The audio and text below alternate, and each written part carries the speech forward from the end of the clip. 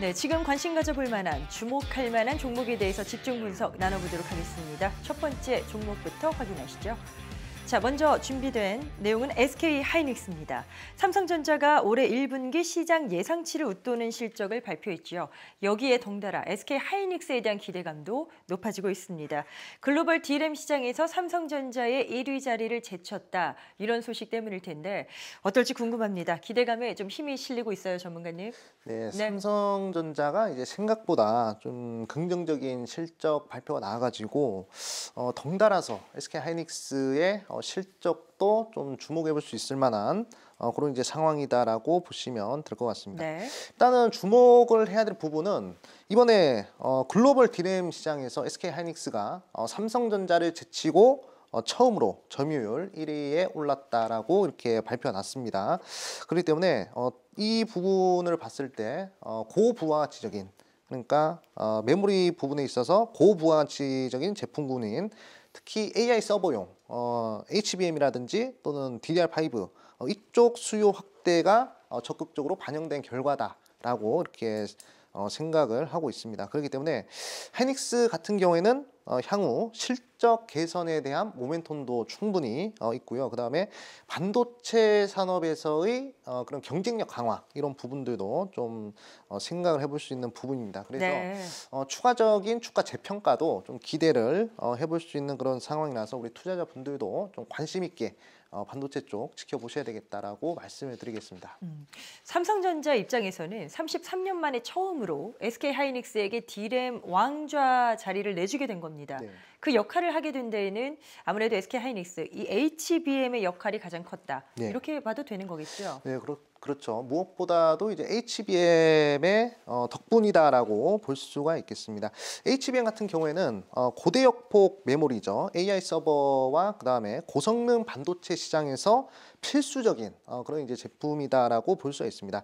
그래서 엔비디아를 필두로 해서 많은 글로벌 빅테크 기업이 HBM의 수요가 굉장히 큰 그러한 이제 상황이고요. 그 다음에 SK하이닉스가 이 시장에서 원래 적극적으로 투자를 했습니다. 삼성전자 같은 경우는 그러지 못했는데 SK하이닉스 같은 경우에는 굉장히 적극적으로 투자를 했기 때문에 네. 지금의 결과가 나올 수 있었다라고 볼 수 있고, 기술력과 생산성 부분에 있어서도 SK하이닉스는 굉장히 긍정적인 그런 평가를 받고 있는 그런 상황입니다. 그렇기 때문에 앞으로도 HBM 시장은 계속적으로 커질 것으로 그렇게 보고 있고요. 네.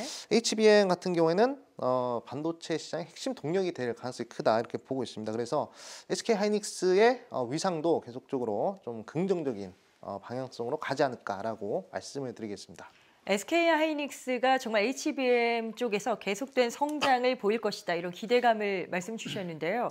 뭐 보니까 HBM4E에도 개발 속도를 내서 이게 또 하나의 리더십으로 뭐 자리할 것이다. 이런 전망치가 있더라고요. 어떤 내용일까요? 네, 계속적으로 이제 HBM 시장에서도 좀 다른 경쟁자들이 이제 생겨나기 시작했습니다. 그런데 네. SK하이닉스 같은 경우에는 이제 시장을 선도하는 그런 이제 상황이다라고 볼 수가 있겠습니다. 그래서 현재 주력 제품인 HBM3E 이 같은 경우에는 엔비디아에 납품을 하고 있습니다. 엔비디아뿐만 아니라 다른 고객사들한테도 본격적으로 공부를 하고 있는 분위기고, 그 후속 제품인 HBM4가 있는데 그것도 이제 시제품을 완성을 해서 이제 다른 고객사들한테 샘플로 공급을 하고 있는 그런 이제 상황입니다. 거기 그치지 않고 이제 HBM4의 후속인 HBM4E까지도 이제 만들어 가지고 개발을 하겠다라고 계획을 좀 발표를 했습니다. 그렇기 때문에 이 SK하이닉스의 HBM 기술 경쟁력은 더욱더 강화될 것으로 그렇게 좀 보고 있고, 네. 결국에 이 글로벌 AI 시장에서의 패권은 어차피 반도체에서 나오게 되어 있습니다. 그렇기 때문에 이런 부분에서 SK하이닉스는 반도체 패권 경쟁에서 좀 더 확실한 그런 우위를 계속적으로 점할 가능성이 크다라고 말씀을 드리겠습니다. 자, 증권가에서도 SK하이닉스의 목표 주가를 상향하는 분위기입니다. 뭐 여러 가지 관세 이슈 등으로 변동성이 많지만 HBM을 통한 실적 차별화가 기대된다. 이런 이유를 근거로 제시하고 있는데요. 뭐 어떨까요? 지금 매수의 적기라고 봐도 문제 없을까요, 전문가님?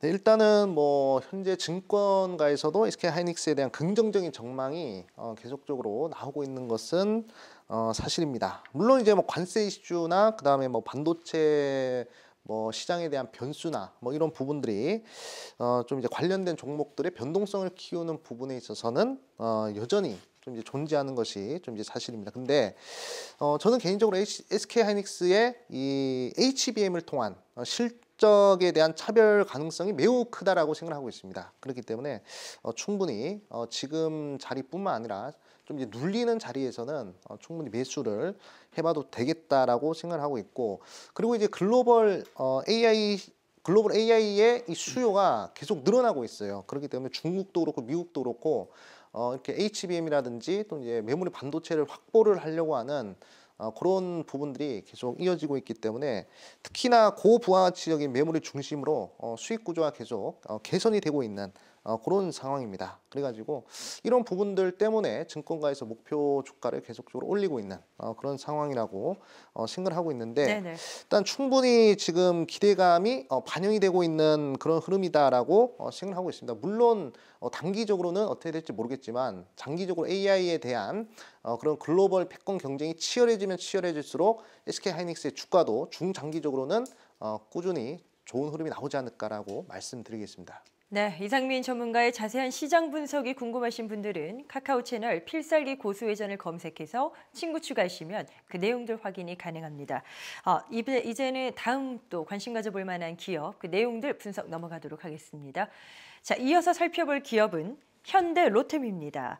정말 K방산을 이끌어가는 기업이죠. 세계 각국의 방위비 증액 등으로 K방산의 실적 기대치도 상당히 높아지는 상황인데요. 심우재 전문가님, 정말 이 기대감 현실이 될 수 있을지 어떤 상황인지 좀 먼저 정리해 볼까요? 네, 이제 트럼프 대통령이 이제 나토 회원국들에게 이제 GDP 대비 5% 수준의 방위비 지출을 요구하면서 군사적 자립을 좀 강조를 하고 있는데, 그래서 이제 이런 압박을 통해서 이제 유럽의 많은 국가들이 이 방위비를 올해 대폭적으로 증액시킬 걸로 예상이 좀 됩니다. 특히 이제 한국 같은 경우는 이제 고품질 무기 시스템과 이제 가격 경쟁력을 바탕으로 해서 이 대안으로 떠오르고 있는 실정이고요. 자, 그다음에 중동 지역 같은 경우에도 이제 노후화된 무기 교체, 그다음에 이제 대규모 군사 장비 수요가 지금 진행이 좀 되고 있는데요. 특히 이제 사우디아라비아와 이제 아랍에미리트만 해도 올해 약 18조 원 정도의 무기 교체 수요가 있는 게 이제 현실입니다. 네. 자, 그래서 이제 한국 같은 경우는 이제 세계 방산 9대 수출국으로 자리를 좀 잡았고요. 향후에도 이제 기술력과 또 이제 가격 경쟁력을 바탕으로 해서 이 글로벌 시장에서 충분히 성장 가능할 것으로 보고 있습니다. 현대 로템의 주가 추이를 보니까 올해 들어서만 이 수많은 변동성 가운데서도 100% 이상 올라왔습니다. 고점을 본다면 여기서 더 오를 여지가 있겠는가라는 의구심은 드는데요. 전문가님 생각은 또 어떠신지요? 네, 일단은 이제 여러분들이 그 회사의 주가 말고 이제 다른 해외의 다른 이제 경쟁사들 주가까지 이제 같이 보셔야 되는데, 자, 올해 들어서 이제 유럽에 아까 말씀드렸던 재무장 계획으로 인해서 이제 유럽의 이 방산업체들의 주가가 상당히 급등을 했습니다. 특히 이제 그 대표적인 독일의 전차 업체인 이 라인메탈 같은 경우도 올해 한 70% 정도 주가가 이제 상승을 했고요. 그 다음에 이제 올해 매출액 가이던스를 그 유럽의 재무장 수요를 배제한 채로 매출액 가이던스가 전년 대비 35에서 40% 정도 성장한다고 제시를 했고요. 네. 다만 이제 PER이 한 40배 정도로 좀 높은 편입니다. 자, 이에 반해서 이제 현대 로템 같은 경우는 이 올해 이제 영업이익 그 예상치가요, 전년 대비 한 2배 정도 증가한 9천억 정도 예상이 되는데, 이 예상 PER이 한 15배 수준으로 유럽의 어떤 경쟁사 대비해서 아직도 저렴한 편입니다. 그래서 이제 이런 밸류에이션을 감안할 때 추가 상승 여력이 저는 충분하다고 지금 보고 있습니다. 자, 추가 상승 여력 가능성을 말씀 주셨는데 사실 방산주는 지난해 연말에는 좀 부진했어요. 그러다가 올해 들어서 또 이렇게 상승 추세를 탄 겁니다. 변동성이 있다 보니까 투자자 입장에서는 접근 전략이 다소 조심스러운 부분들도 있습니다. 여기에 대해서는 어떤 조언을 좀 주시겠어요? 네, 방산주가 이제 작년에도 이제 승승장구하다가 하락한 시기가 좀 있었는데요. 바로 이제 트럼프 대통령이 당선 직후에 어떤 그 우크라이나 전쟁 종전 기대감으로 인한 수요 약화, 그리고 이제 12월 초에 우리 이제 비상계엄으로 인해서 이 정부 차원의 지원 약화 우려로 인해서 이제 11월 중순에서 12월 말까지는 좀 조정 장세를 좀 보였습니다. 하지만 이제 올해 들어서 이제 지금까지도 좋은 모습을 보여주고 있는데요. 역시 실적이 좋습니다. 자, 작년 4분기 실적이 어닝 서프라이즈를 기록을 했고요. 네. 그다음에 아까 말씀드렸던 올해 들어서 이제 유럽 방산업체들의 주가 급등까지 맞물려서 지금까지 이제 좋은 모습을 보여주고 있습니다. 그리고 이제 최근에 이 한화 에어로스페이스도 이제 올해 영업이익 전망치를 냈는데요. 시장 예상치를 대폭 상회하는 3조 원을 제시를 했습니다. 그래서 일단은 올해 이익 성장세가 담보된 몇 안 되는 섹터다. 하지만은 이제 주가는 또 그만큼 또 어느 정도 올라와 있기 때문에 네네. 이것도 추격 매수보다는 분할 시 조정 매수로 전략을 세우시는 게 나을 것 같습니다. 자, 간단하게 저희가 끝으로 전략까지 여쭤봐야 될 것 같습니다. 증권사 쪽에서도 지금 뭐 현대 로템의 전망을 좀 밝게 보고 있는 것 같아요. 자, 그렇다면 전문가님께서 보시는 그 어떤 목표가라던가 도달 가능한 수준은 어느 정도 레벨이라고 판단하시는지요? 네, 이제 최근에 이제 1분기 영업이익에 대한 기대치가 상당히 높이 올라가고 있습니다. 자, 현재 그 1분기 영업이익의 시장의 기대치는 1,850억 정도인데요. 자, 최근 들어서 이제 증권사들의 추정치가 많이 올라가서요. 약 2,400억까지도 올라온 리포트들이 최근에 발표가 좀 되고 있습니다. 네. 자, 그리고 이제 이 회사의 올해 예상 EPS가 6,200원 정도이기 때문에 자, 올해 목표 PER은 20배 정도만 주더라도 목표가는 12만 4천 원 정도는 나옵니다. 그래서 최소한 12만 원대 이상은 반등이 좀 가능하지 않을까 보고 있습니다. 자, 심우재 전문가의 자세한 시장 분석, 그 의견 궁금하신 분들은 카카오 채널 필살기 고수외전을 검색해서 친구 추가하시면 그 확인이 가능하다는 점 말씀드립니다. 자, 다음 기업으로 넘어가겠습니다. 어떤 기업일까요? 자, 이번에 살펴볼 곳은 하나오션입니다. 뭐 이 얘기를 안 할 수가 없네요. 하나오션도 봐야겠지만 하나 에어로스페이스의 그 유상증자 규모 축소, 간단하게 이 부분부터 좀 정리해 보시죠, 전문가님. 네, 하나 에어로스페이스가 원래는 3조 정도의 유상 증자를 좀 이제 계획을 했습니다. 그런데 이번에 2.3조로 이제 축소를 진행한 그런 이제 상황입니다. 그렇기 때문에 시장에서는 이 부분을 좀 이제 긍정적으로 받아들여가지고 좀 주가 상승이 좀 나왔던 그런 흐름인데 시장에 대한 우려를 좀 이제 완화시키는 그런 이제 부분이다라고 볼 수 있겠습니다. 근데 네. 이러한 결정은 그룹 전반의 주주 친화적 정책을 좀 이제 강조하는 그런 이제 흐름과 동시에 좀 이제 하나오션에 대한 그런 이제 투자 심리도 좀 이제 개선되고 긍정적인 영향을 줄 수 있는 그런 분위기로 보인다라고 보시면 될 것 같습니다. 이렇게 유상증자 규모를 축소한다고 하면서 하나 에어로스페이스뿐만 아니라 하나오션의 주가도 반등이 나왔었습니다. 하나오션은 1분기 실적에 대해서도 기대치가 있더라고요. 뭐 견조한 실적 예상되는 분위기일까요? 네, 일단은 뭐 하나오션 같은 경우에는 좀 이제 긍정적인 분위기가 계속 나오고 있는 그런 이제 상황이죠.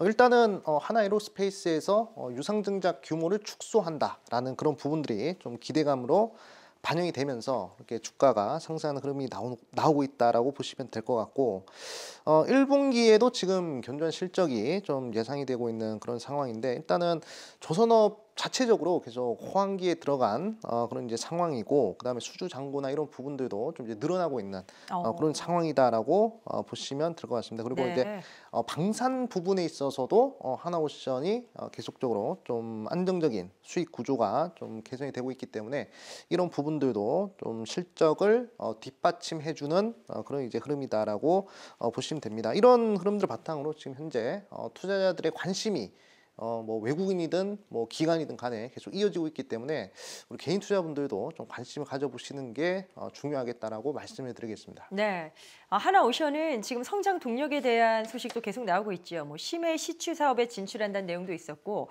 미국의 필리 조선소를 1억 달러에 인수한다 이런 내용도 나왔습니다.